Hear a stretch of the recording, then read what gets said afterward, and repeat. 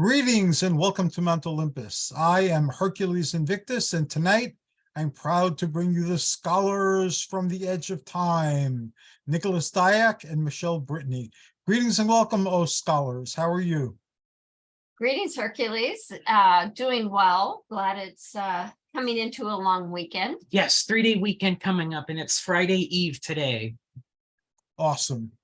Although, even though it's a 3-day weekend, it's starting to turn summer down here in Phoenix, and we just got all of our trees trimmed, and so all the shadows and the darkness from the branches are gone, and so we have all the sun coming in now, which is healthy for the trees, but our temperature has gone up a bit.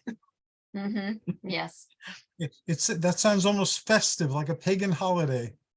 You know, it was again, we just moved into a new house, so this is our first time getting our trees trimmed and everything, and we love our backyard. We've got a small orchard. I mean, we got oranges and lemons and figs and apricots and peaches and another peaches tree, and it looked, before we got it trimmed, it was dark. It looked like, I want to say, like a magical clearing, the canopy over it. It was just nice and quiet and secluded. But alas, we had some wind. We're watching the trees, actually one of them did break. And I think it's time for us to get it trimmed. And so they came and trimmed it, and it opened up, which is healthy for the trees. They got to be trimmed and everything. But all the sun came through now. So it's much brighter.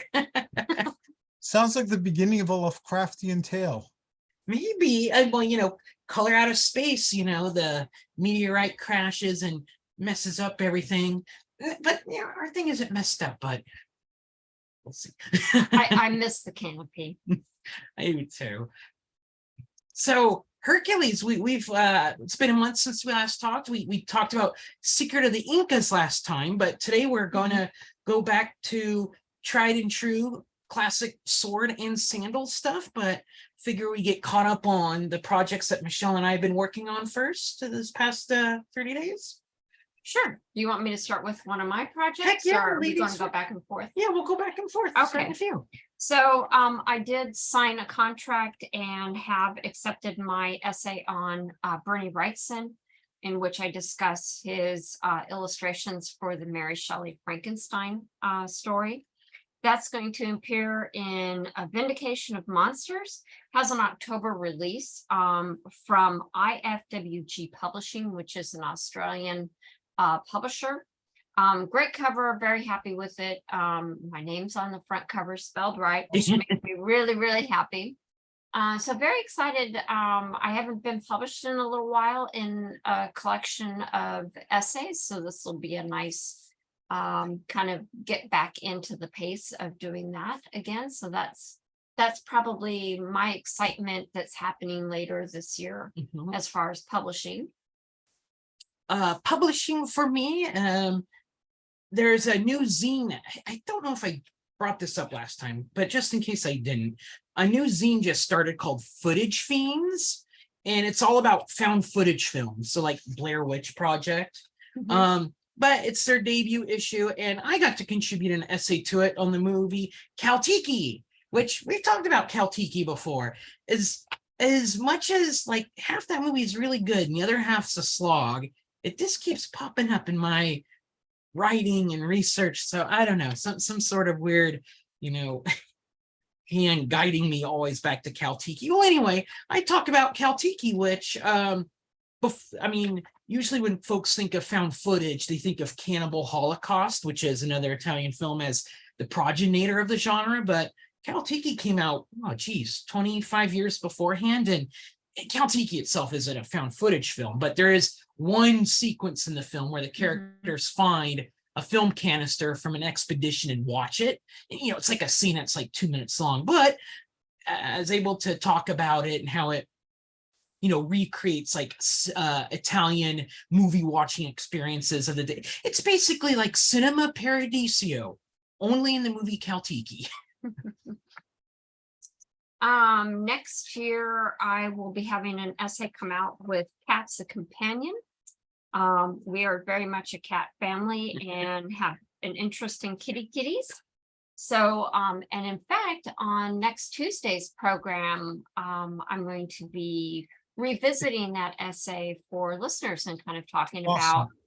about the entrance, my entrance into my conversation is the 1999 The Mummy film, in which we have the white cat, who is a guardian of the underworld. And so I discuss about cats and whether that's true, as well as just kind of the cat cult and mythos in ancient Egypt and how that kind of came together and coalesced. And then ditto. I'll be in the same book. I think we brought it up once or twice before, but yeah, there's a book on cinema cats, and I did an essay on classic Italian strongman films, because many of them have a Hercules character that gets to a wrestling match with a cat, usually a lion or a panther or something. And, it's basically a recreation of the, him fighting the Nemean lion and choking it and everything. And so I talk about that. So I'll be bringing that up on next Tuesday's show as well, to go with Michele's talking. So we're not sure when that's going to get published. We're still waiting for edits back and everything, but this will be, oh gosh. I think it'll be next year, and I believe it's being published by a UK publisher. I think maybe Routledge, but I'm not sure. So don't hold me to that. It'll be cool though. Yeah.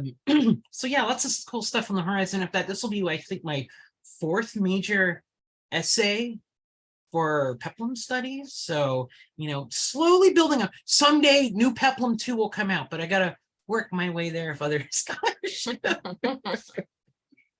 Well, and you're the father of the new peplum, so it's only meet that another volume come out.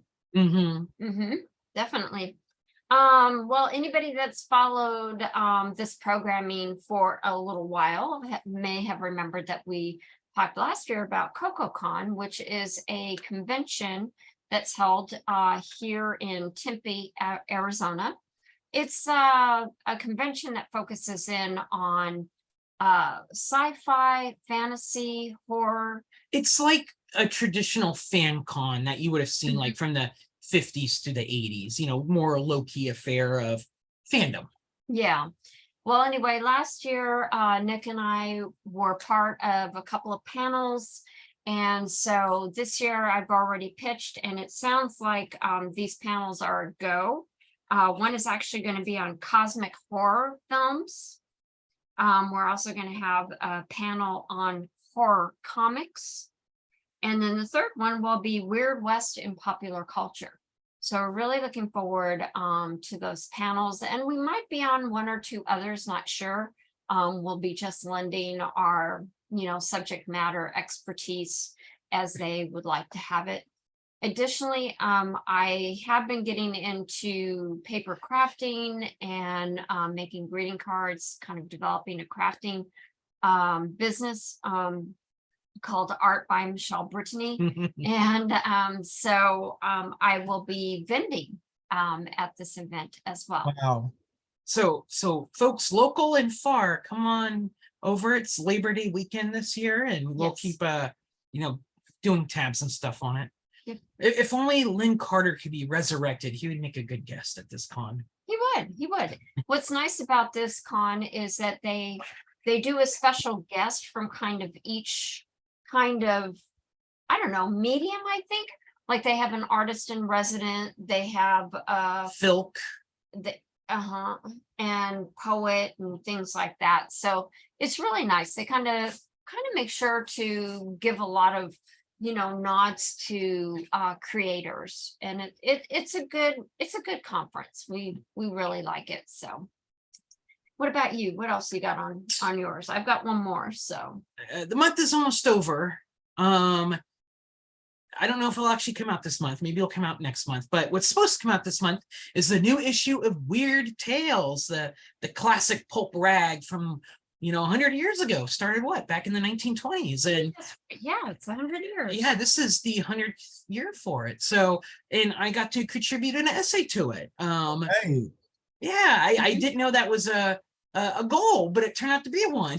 I'm like, oh, I get to be in a Weird Tales magazine. So I wrote on cosmic horror in the original, you know, Mhm. 1920s, 30s, and 40s Weird Tales issues, and talk about kind of the meta quality of them, how they kind of all run together. So it's not just Lovecraft, but all these other authors building off each other and kind of that sort of thing. So the cover is by Mike Mignola. It's got Hellboy on it. So I'm like, Mhm. that's so cool. So yeah, that was written early 2022, and it's coming out. It's come out in May. So probably the next time we hang out, I'll be showing it up as show and tell. Yeah, and the new version of Weird Tales is edited by Jonathan Mayberry, who people might know as the writer of the Joe Ledger series, V Wars and Rotten Ruin, and several other things. Well, he's done a Sword and Sorcery series, Kagan. Oh yes, Kagan, yes. So That's right. not quite Sword and Sandal, but Sword and Sorcery. They all Mhm, are pretty mhm. adjacent. Yeah, you have a observation about sword and sorcery covers. Oh yeah, the This is just kind of fascinating. I'm sorry. New nowadays, all the sword and sorcery and fantasy books, they all have covers that are kind of the same. They all look like sword hilts. That's it. I'm sorry. You know, from the 70s and 80s, I'm used to like the really cool covers, the Frazetta covers and Boris Vallejo covers, or even if they're not one of those people, you know, they still look kind of cool. But it's just nowadays, like, we don't want to spend any money on a cover, so there's a sword. Yeah, it seems to be pretty generic, which is kind of sad that we've lost a little bit of that creativity, or maybe we're kind of going through a cycle where it's a bit more generic. But And there's an article there somewhere. I want to grab an actual swordsmith and interview him and say, what do you think of this sword? Is it practical? What about this one? What about that one? I think the last thing for me is well, kind of two things, but one of the last things that I have is that I'm writing an essay on Incantu, which is the supernatural story of the living mummy. And that's going to be for a collection called Undead Superheroes. So that'll probably be out. That won't be out for a couple of years. Man, this hiatus of writing, and all of a sudden, bam. I know. And then the other essay that I'm going to be working on is an Emmanuel essay for this guy. The next book. Oh Our yeah. next book. Yeah. So I guess that segues to me that I closed the CFP for now from the Manuel project I'm working on.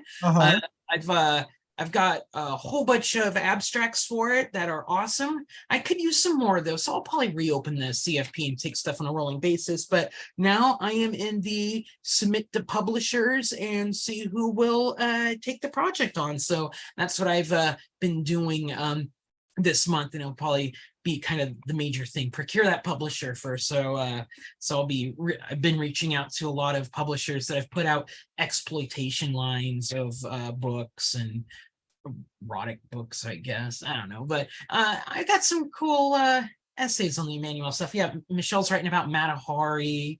I've got folks writing about the Black Emmanuel Italian films, and yeah, I'll probably subtly bring in some sword and sorcery there, because Laura Gimser was in Ator, and Monique Gabriel's in Deathstalker too. So there's a little bit of sword and sorcery. Oh, Just well, a little. you know, you are that expert. So And there is a bit of outer space, if I remember correctly, with the Emmanuel films. So a whole series. Oh dear. Oh dear. there is. We watched it. I forgot the name of it though. There is. It's Emmanuel in space, and it's like Right. 6 episodes. And we watched the first one, and look, I like the films. I want to talk about the importance of the canon of them, but even I have to, you know, you take the good with the bad. This was bad. This was very bad. This was a terrible film. I like to write about, you know, horror in space and things like that, and I'm gonna take the spy genre instead. So Works out for the best. I'm like, Michele, there's a manual in space. You can write about isolation and space stations and all that fun stuff. We watched an episode. She's like, nope, that's terrible. It doesn't even take place in space. It takes it place really does. takes place 90% on Earth. And I was really trying. I was trying to figure out a way to write about it, and it was just at the end of the day, I conceded defeat.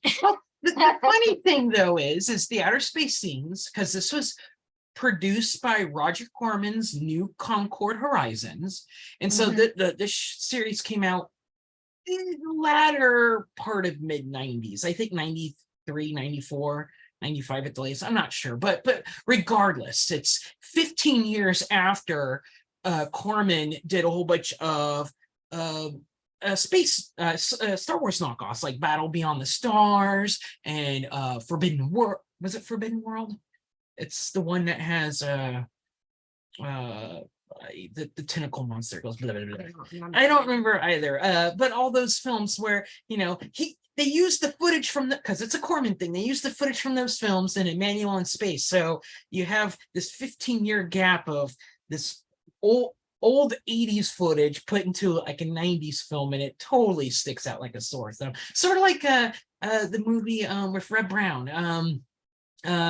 Mutiny, Space Mutiny, that uses Battlestar Galactica footage. It just stands out like a sore thumb. Yep. Okay, so that's pretty much it for us on our end. You know, we still do our HP Lovecast podcast. We did it on a comic book called Dream Quest, which takes place in the Dreamlands. There's some sword and planet in that. I was gonna say there's some sword elements to it. But today, for our main feature, we're here to talk about Land of the Pharaohs, which people dig this movie. Dig like the quarries to build the pyramid. I got nothing. That was a nice effort. It was a good, I think it's. If you told me you were going to do that, I could have been on board a lot faster. You know, this movie, I've wound up with 2 copies. And a new Blu-ray is coming out next month. So how did I wind up with 2 copies? Well, because 1 copy's been in storage and I forgot I had it, and they were in these box sets, and I'm not going to pass up buying a Peplum box set. So, you know, it turned out to be good because one of the DVDs wasn't working. So Land of the Pharaohs. All right, let's start with plot synopsis. And I got a long one this time. A lot happens. Oh, Sorta.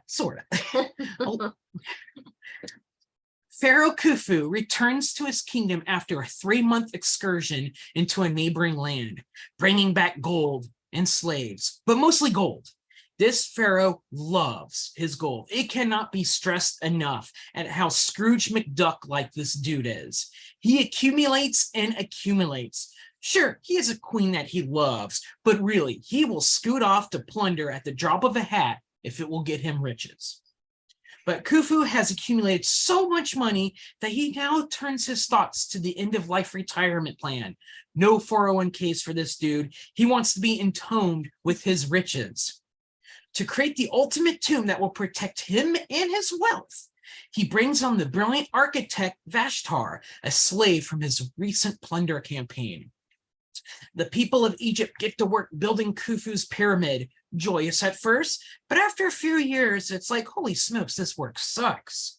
The populace becomes demoralized as they get the whip, and material for building the pyramid becomes harder to obtain. Khufu pulls a Prince John of England and starts demanding more taxes from his conquered kingdoms. Well, enter Princess Nelifer, Joan Collins, from Cyprus, who comes in lieu of taxes. The pharaoh likes her feisty nature and soon marries her, making her queen number 2. Nelifer, though, is all about taking Khufu's gold for herself. So years pass, the pyramid grows. Vashtar's eyes kind of go bad, so he brings in his son, Sinta, to help him out. But while this is all going on, Nelifer concocts a plan to get the pharaoh's riches for herself. She seduces Captain Trenna, who tells the pharaoh, yo, I heard there's some secret treasure nearby. Khufu is like, hot diggity dog, I needs it, and he takes off. The original queen is assassinated by a venomous snake lured by her son's flute. Word gets to the pharaoh, and so does one of Nelifer's assassins, who stabs him. But the pharaoh races back home. He gets into a sword fight with his captain, and he kills him. However, as the pharaoh succumbs to his wounds, he realizes Nelifer's treachery. So the pharaoh may be dead, but he will live forever. For alas, the pyramid is completed. As he is entombed in his pyramid, Nelifer follows in with his priests and builders, wanting all that wonderful gold.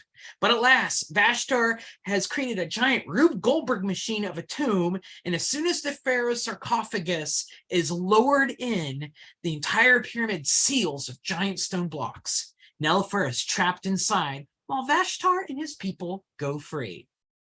The end. So, Michele, overall, your thoughts of Land of the Pharaohs, plural, even though there's only one pharaoh in this film. Well, there's the son who becomes a pharaoh. Doesn't count. He becomes a pharaoh off screen after the credits roll. That is true. So I was rather surprised that this film has a cult following, because I'm going to be honest, I thought it was really slow. I thought it was too melodramatic. And I was just not really enthralled with this film for a number of reasons. But generally, while it wasn't a complete slosh, it was close to it. And I'm not seeing the charm that a lot of other people see. So I'm grinning here because I'm usually the snarky one who holds these films in a little bit more of a, Nick, how can you be a Peplum scholar, but every Peplum you bring up, you seem to not like. This is my first time actually seeing Land of the Pharaohs, and I do agree there's a pacing issue of this film, a lot of redundancy, and it draws its drama like blood from a stone. But I actually dug it. Even though it was a slog, I actually liked it a lot more than some other toga and sandal films. And I'm going to use that term specifically for this because we've talked about some other toga and sandal films here. We talked about the Cleopatra film with Vivian Leigh. We've talked about the Messalina, right? Messalina was good though, but yes, it was good. But we talked about Solomon and Sheba, and we're kind of like on that one. I see a lot of parallels to this one with Solomon and Sheba. Kind of the lady coming in and inserting her life into the to the royalty and stuff. And then what was it? Knife of Thebes. What was it? The one with Mark Forrest? Do you remember? Lion of Thebes. That was that's another one-to-one relation. That's a toga and sandal Egyptian film that just drags, even though it's much shorter than this. I dug it, even though it has its issues. I think because it was so kind of laser focused on actually building this pyramid, seeing them putting stones into place and making the chambers and all that stuff. I thought it was kind of a different twist of what we're normally seeing, and I was for that. Plus I like Rube Goldberg machines. I actually got a Rube Goldberg book over there somewhere, so I was with it, even though the movie wasn't delivering all what I wanted to deliver. I was still excited to see what was going on with it, especially I wanted the pyramid to be completed. I mean, spoiler, they built a pyramid.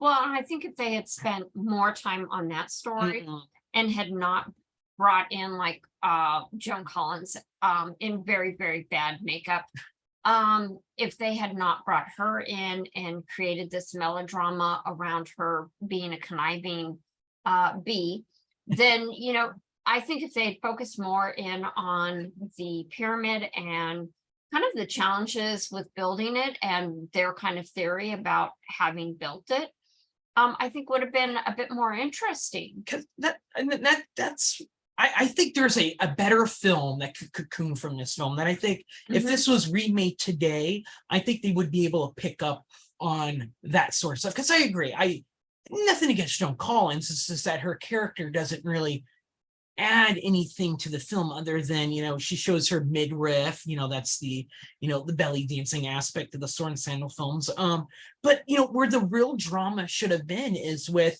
the slave architect Vashtar, as he is forced to build this pyramid for basically his jailer. I mean, the possibilities of what you could do with that, dive into that, are quite endless. He's got his son who has to secretly work on this stuff that his dad can't. You know, this is all stuff they bring just surface level. But if like remade today with like a Werner Herzog film, you know, like you take like a Fitzcarraldo approach and you treat this, you know, movie like it's an actual monumental movie, kind of like lifting the ship over the mountain in Fitzcarraldo. Like Werner Herzog would turn this movie into something like a true spectacle. So there is deep inside of this a really good movie that doesn't come out. And I think the Joan Collins intrigue part is one of the things that bears it down, even though it's a genre trope, but we're used to seeing the evil queen in these films, and that's fine. I just don't think this movie needed it. Yeah, and I mean, this film was 1955, so it was amongst all the other kind of historical epic films. You know, you have The Robe from 53, Ten Commandments was 1956, Ben-Hur 1959, and some of the other films that we've discussed on this show.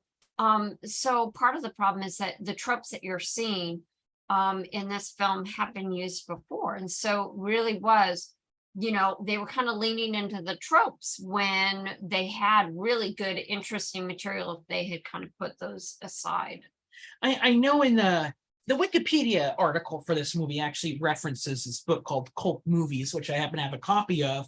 Yes. And, you know, the author of it kind of says the same thing of like, there's some like stuff here, like it has the ingredients of a spectacle. It's got thousands of extras and stuff, but you know, the director, which is Howard Hawks, you know, seems to zig when he should zag. Like, you know, this is the stuff where you show your extras going into combat and you have big Spartacus-like spectacles of fighting. Instead, these are people coming back. You know, there's no war or anything. Although that scene of them coming back looks cool because it is big. It really is really cool. And like I was telling Nick that I had been in marching band, and I know from experience, when you're marching and you have to make a turn, it takes a lot of coordination, and there are several rows of individuals that do that step, you know, to make that turn and to go into the city.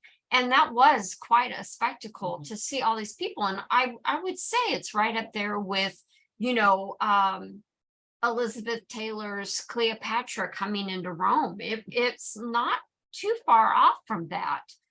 So it really would have been nice to have had more of that spectacle in the film. Especially with your plot device of building a giant pyramid, you've got your extras, you got them all there. You could show all that. And I think they try, but it just doesn't. It doesn't pay off the way it should have paid off. Yeah, and it sounds like from some of the notes that I read is that Hawks had on average anywhere from 3,000 to 5,000 extras working each day. And this was a 50+ day production, which is quite a long time for this kind of, for a film of this nature. But it doesn't really show up on the screen, except for maybe that first entry when they're coming back from battle. And I think it's because, I alluded to earlier, I think it's because it's not an epic, and it's not a sort of, it's a toga and sandal film. And as we've talked in the past, the toga and sandal film for me is more of, instead of focusing on bombacity and martialness and battles and strongmen and combat, it takes the other approach, which is more of political and drama and intrigue and oratory. And there's not anything wrong with that, you know, because we talked about many toga and sandal films before, like Messalina. I think Messalina was an awesome toga and sandal film. But when you have a toga and sandal film, you know, you don't need it to be the spectacle, because by nature it's more of, you know, the political intrigue that happens in your court. You know, it's stuff like I'm in my bedroom eavesdropping over there and plotting and conniving and stuff like that. So, you know, it's subgenre thing at odds. And to me, this is a toga and sandal film. There's only a few instances that it's body centric. Joan Collins is definitely brought in because of her body. When she's first introduced, the pharaoh rips off her cloak and she's totally adorned as a belly dancer, even though she doesn't belly dance. But you see her midriff and scandalous. And we actually do have the obligatory dance scene, but it's other, I would say it's probably like Nubian dancers that are portrayed. And they're actually very exotic and they were very well done. So there's different aspects of this film that's kind of like, oh wow, they spent some time with this. For dude wise, there's no strong man. There is the son of Ashtar's named Senta, who is shirtless and he's fit. But there's so many sequences that he's in that I kept thinking he was going to pull a son of Samson, because I would say another comparison is this film, The Son of Samson, which also takes place in Egypt. And that one doesn't have pyramid building, but it does have, slaves raising statues and, with ropes and pulley systems. And that's right. There's a couple sequences in this film where, a pulley system fails or a block of stone comes down. And I'm like, man, if they only had Samson there, he could save the day and stop it. And there's a scene that's inside the pyramid and this, a rope breaks, this rock comes down. I'm like, part of me is like, is that kid going to jump in there and stop? No, of course not. But he does save the Pharaoh. He does save the Pharaoh. But, any other strongman movie, the Machista, the Samson, the Ursus, whoever would, just build that thing. There's no real sword fighting in the film. There's one sword fight at the end between the Pharaoh and his captain. And it's a lot of ding, ding. Yeah, it's very interesting choreographed. So the Pharaoh is played by Jack Hawkins, who was a British actor. And by that time, I'm not sure how old he would have been, but he was definitely, he was a little bit older man. One thing is that they did not have stunt doubles, as far as I can tell, based on the way the sword fight was choreographed. I mean, they stayed and they did the sword fight. So it was limited. Like the captain would be holding a sword, and it really does seem kind of stilted because they're doing their own stunts. Ding. But again, I get it. Yeah. But it is kind of like, well, maybe they should have done a little bit of tumble work. We saw the same thing at the end of we did the one I just brought it up earlier, the one with Yul Brynner, Solomon and Sheba. Yes. The sword fighting at the end of that is also ding, ding, dead. Yeah. So the movie was partially filmed in Egypt on some partially completed pyramids. I think that's cool. But it was also filmed at Titanus in Italy, which to me is that blurring of, is this considered a historic epic or is this an Italian sword and sandal film? Now, I know purists will say this isn't Italian at all, but to me, I always take the approach that, for the Italian filmmaking industry, it isn't just the films they made, it's their whole production aspect was also catering to international production. So people would come in and use their extras and their costumes and their sets and all that stuff. I know in my Eurospy paper for your book, I brought up the Venetian Affair as an example of that for Eurospies. Is it an Italian Eurospy film? Not necessarily, but it's made in Italy with an Italian crew, with Italian actors, But that one had Robert Vaughn in it. It had Robert Vaughn, but also had Luciano Palucci.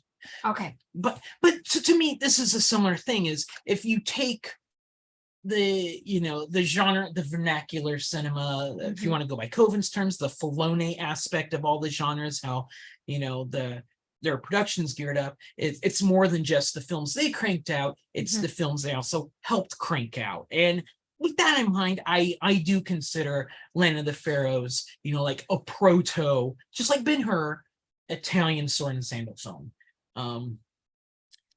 So I think we should talk about themes, because this movie shoves its theme right down your throat, and that's greed. Greed is good. Or is it bad? Is it good, bad? Because depending on what character you look at, you've either got a Michael Douglas or you don't. So Joan Collins when she's introduced, I actually thought she was going to be the hero of the film. She's like defiant and lashing out at the Pharaoh and very strong-willed. And I considered her kind of like the Sheba character from Solomon and Sheba. She's coming from her country. She's there to, like, you know, politically maneuver and everything, maybe oust this Pharaoh or whatnot. Nope, that's all thrown out the door. She is there because she is there and she wants all his gold. And she becomes what should have been a 3D character right down to a 1D character. Yeah, it becomes very clear that, you know, she's always telling the Pharaoh that he has to choose. Like, he can either choose to have the tribute or he can choose to have her. And the relationship she's always seems to have the solid footing with regards to him. Like, he's always just slightly out of step. And then eventually, after they're married, they go down to the treasure room. And she's like, boing. Yeah, I mean, if somebody could love gold more than the Pharaoh, it would be Nellifer, Joan Collins' character. And then she wants to know what's behind the door, and that's when he's like, that's my goal. That's his goal for his tomb. But then he's like a little kid, like, oh yes, I'll show it to you. And of course, you know, they go in there, and of course she wants a particular necklace that's in there, and he tells her, no, take it off. It's not for you. And that's when you get the first real glimmer that this is not going to end well, because she's conniving. She's become more of the femme fatale, and we know how in the 50s how you deal with them. They get killed. They get killed. So she's geared up to get her comeuppance. And in a way, I guess that's what Land of the Pharaohs is. It's set up to see Joan Collins get entombed. I mean, it's payoff, I suppose. So then you go to the Pharaoh himself, which to me is the Michael Douglas character. He's pretty overt how greedy he is, but there are moments in the film where he like lets that slide a little bit, like, excuse me, like he could easily be the really one-dimensional greedy character and just kill everyone at the same time, but he doesn't do that. He's actually very merciful, and he'll actually, like, you saved my life, I will give you stuff instead of, you know, killing you. And like, even his high priest is like, let's throw those slaves to the crocodiles. He's like, no, let's not do that. So he has these moments where like his greed does subside into a more complex character building. But, you know, that greed is his downfall. It's his lure of treasure that takes him away from his palace, that allows his first queen to get killed, that eventually leads to his downfall. But this is where it gets kind of weird, at least for me, is in theory, he should have the same fate. Cinematically, he should have the same fate as Joan Collins. He's not the bad guy, but he's greedy, so thus he should be punished for being greedy. And him taking off and getting killed is supposed to be that punishment. But here's the deal. His pyramid is done. He's got all his gold in there. I mean, basically his end of life plan has happened. It just sped up by a couple years. He actually gets what he wants. He gets entombed with all his priests and builders and his gold and his boats and everything. So in the end, he gets exactly what he has kind of enslaved his kingdom to do, what he's conquered to do. He's actually, even though he dies, he is rewarded for his greed. He wins, even though afterwards, you know, there's no slave revolts in this film. There's no one, even though the narrator says people are miserable, you know, no one rises up against him. As soon as he's dead, his kingdom is still in dire straits. So it's awkward, I think. And I think to make it even more awkward is, you know, they lure Joan Collins down there and she gets sealed. And that's her fate, which I get. But, you know, the other people getting sealed with him, you know, that's what they want. You know, they want to be sealed with him. This isn't a bad thing. You know, they're going to die with their pharaoh, hang out with him in the afterlife. Hey, this is cool. But when the high priest, that's the friend of the pharaoh, says, Hamar. He's like, this is what you get for being so treacherous. That kind of betrays this, I guess, because again, it's supposed to be a reward for everyone to be buried with the pharaoh, except for you. but then if it's not a reward for you, then it's technically not a reward for us because we're dying as well. To me, it's just weird. I think if he had kept the charade on and, not drop that, say, but you're hanging with us. This is awesome. I mean, you get to die and hang out with the Pharaoh. She's like, no, I don't want to die. Let me out. What's wrong with her? Why does she want to leave? This is the best thing ever. I think that approach would have been a better ending instead of kind of undermining it, I think. Yeah. Well, I think that, I think comes down to writing, and what they're going for is more the familiar. I think that part of the problem is that we don't have a lot of information about Khufu. He did rule during the fourth dynasty when there isn't that much information about him. Oh, you're getting into historic stuff. Yeah, so I mean, we don't know specifically how the pyramid came about, or whether there was a slave architect who is the master designer. In fact, what's kind of interesting is early on, the pharaoh comes back from battle and he's looking at these various designs, and one of the designs is the actual design of the pyramid. Talk about meta. Yeah. Now what I did do is do some cursory looking. Unfortunately, I'm still trying to get all my books in order, so I wasn't able to do a lot of research, but we don't know about Khufu, but Herodotus and Diodotus, I think they both said Khufu was kind of a tyrannical ruler. But more modern scholarship has said, hey, I think we need to temper that a little, because we don't have a lot of information about him. So whether he was a greedy person or not, we really don't know. Did he succeed? If we look at historical, no, because we still had people that were able to get into the pyramid, and there is no treasure in there that has been found thus far. Now, what I will say about the film, though, is that they did try to do, and I think they do kind of a nice job with, is they do give like the main king's chamber does look similar to what the chamber looks like in real life. There's aspects of the interior that has like the grand gallery where it's kind of, I'm trying to think, kind of like layered rock. So it's, it does kind of try to lean into some of the real historical aspects of the building that they bring in. But, unfortunately, we don't know a lot about. I mean, we can't say if he was greedy, but I would say that it is really hard historically to say, what kind of character he was. I mean, because we don't get a whole lot. And from what I was reading is that this script was written by William Faulkner, very well-known novelist. And even he's known for not really knowing what the pharaoh does and being pretty honest about it, when he was writing the script for this, that he was like asking around, well, what does a pharaoh do? Nobody seemed to really know. And to be fair, that was back in the early 50s. So you didn't have the good Egyptology as we do now. Yeah, I mean, You'd be surprised though. I cover happenings in my town, and I was interviewing our mayor, and I asked him, what does a mayor do? And in town, people are still stopping me, telling me that until the mayor said what he did, they had no idea what a mayor did. They didn't even think to ask the question, but it was a good question to ask. Exactly. So I think that,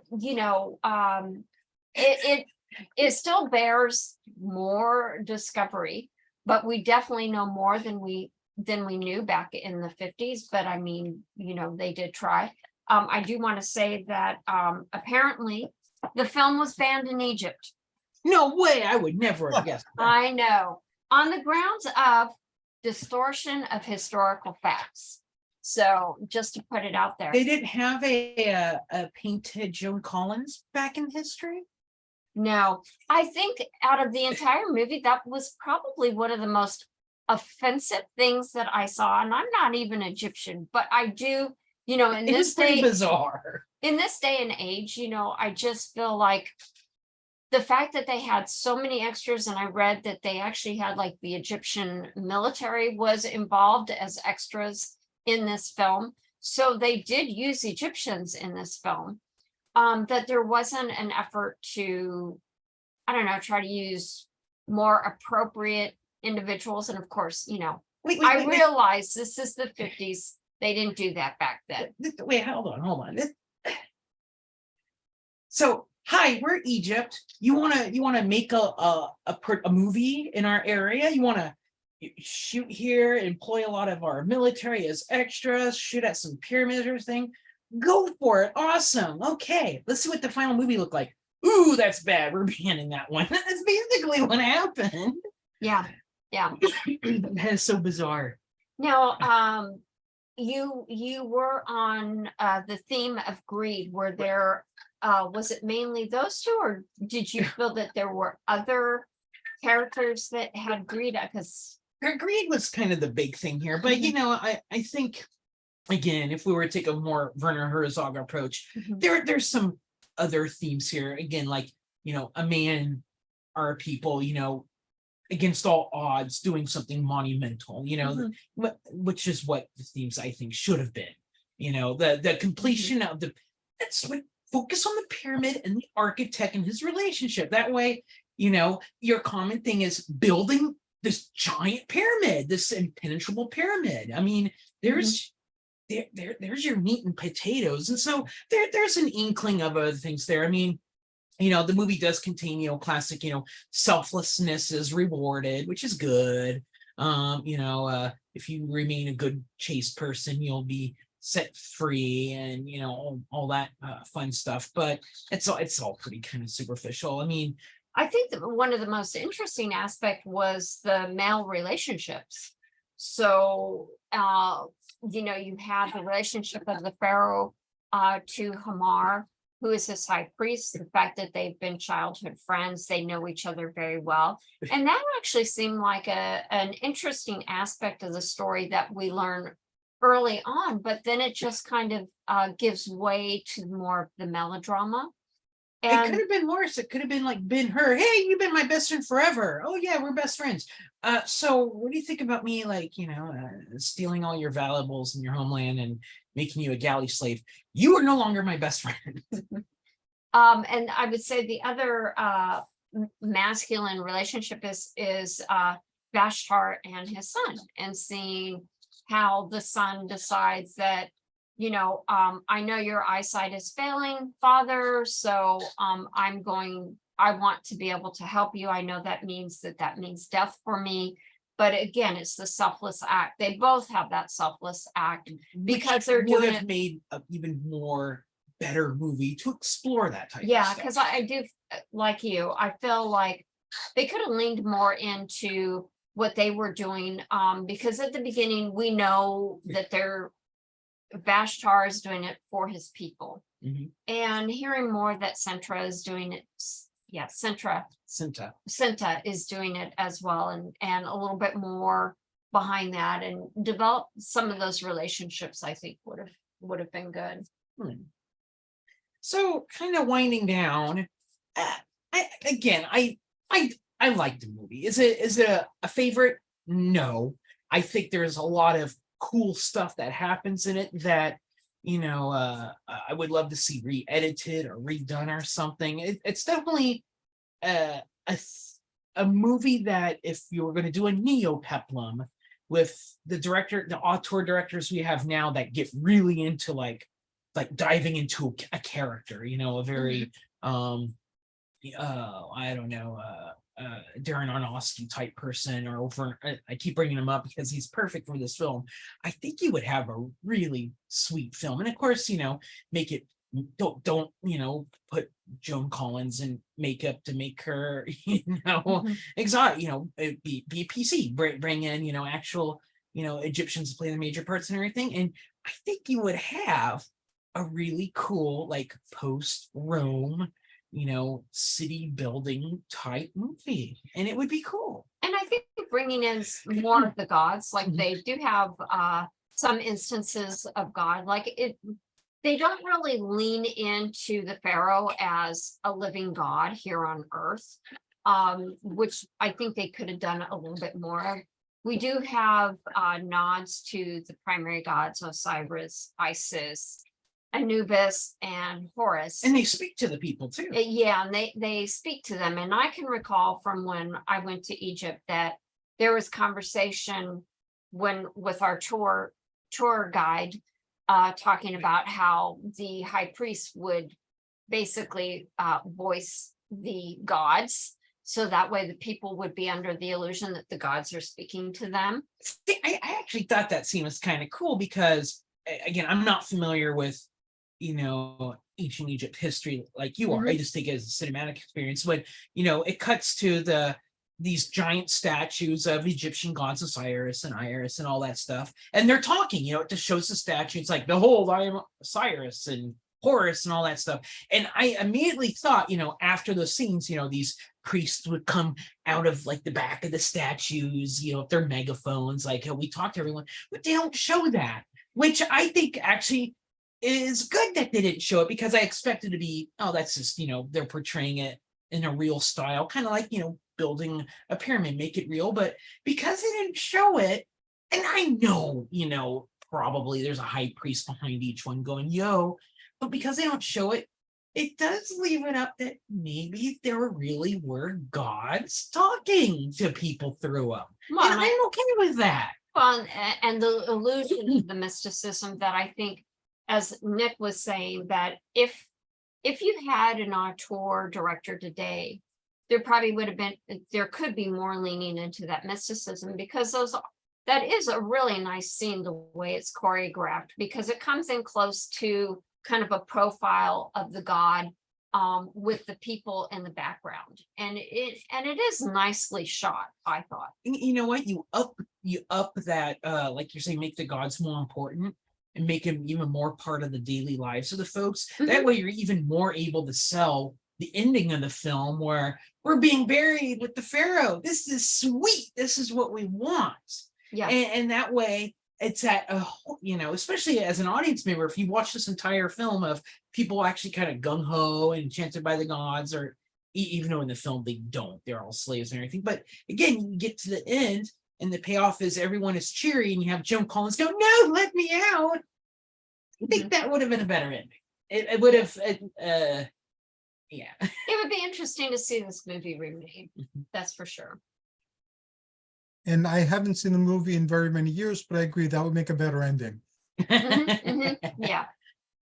And of course, a big motivation for the pharaoh, for the pyramid, is the fact that he is trying to elude the tomb raiders.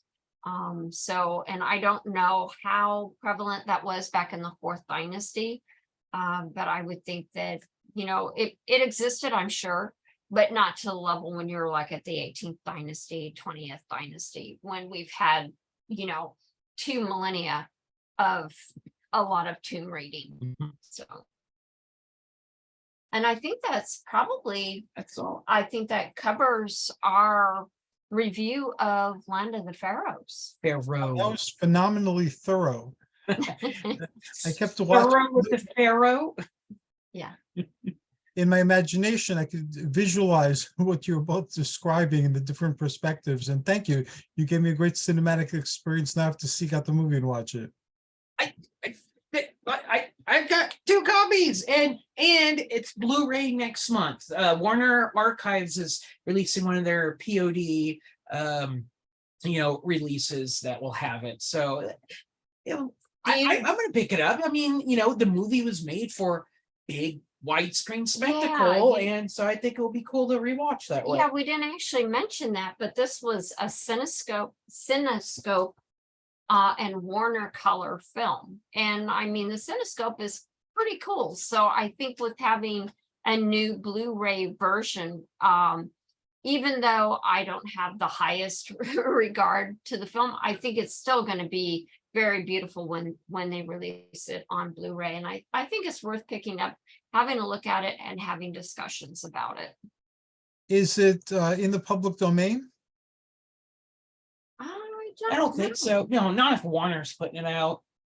If they've got their own rights to it, no, they still got it under lock and key. Okay. I'm actually curious about the extras that they might have with the release. Hopefully they'll have an essay or some historical discussions around Howard Hawks, because what we did bring up is the fact that this was not a success for him, and I think it was like one of his first kind of bombs at the theater. And I think he quit making films for about 5 or 6 years as a result, because it didn't do well. And I can see why. And honestly, the budget was, let me take a quick look. Budget was 2.9 million. And the box office receipts, they say, is about 2.7 million. So I mean, when we think about today's films that are hundreds of millions of dollars, and then they lose $100 million, this really is not that much of a bomb. Now, and apparently, the fellow that played the Pharaoh, Jack Hawkins, also, this was a film that he was not real thrilled by. And he didn't star in anything for a little while. In fact, he had a little break, and then went on to do Rio Bravo. So, and then of course we all know Joan Collins went on to do wonderful, fantastic things, including Dynasty. And I thought it was kind of interesting. She was known as Britain's bad girl, and I think she lived up to it in this film. Well, again, that is awesome. I'm imagining a gag reel and alternate endings and things like that, which I'm sure are not there. But it'd be cool if they were. How can people contact the scholars from the Edge of Time? You guys are awesome. Oh, well, thank you, Hercules. I have a website, michellebrittany.com. I sometimes keep it up to date, not often. And then the other way is through my Amazon author page, which links to all the books that I'm involved in or that I've edited. I'm at nickdiak.com. I keep my page very updated. In fact, I had like a nice almost 2-month consecutive stream there of new essays and stuff at my website. But from there, links to all my podcasts that we're on, and essays and social media and stuff like that. And all the shows that we do with you, Hercules, is listed in there as well. Do you have any last words you'd like to share before we close for tonight? See you next week, I guess, folks. We'll be back for the Tuesday sword and sandal stuff. Yeah, I hope people will join us next week to listen about cats in cinema and some history around that. That'll be awesome. So thank you very much. Success in all your endeavors. And I really enjoyed listening to you share your views on this movie. Well, joyous journeys, Hercules and everyone. Joyous journeys to you as well. And let me find the right button. Yes, I found it.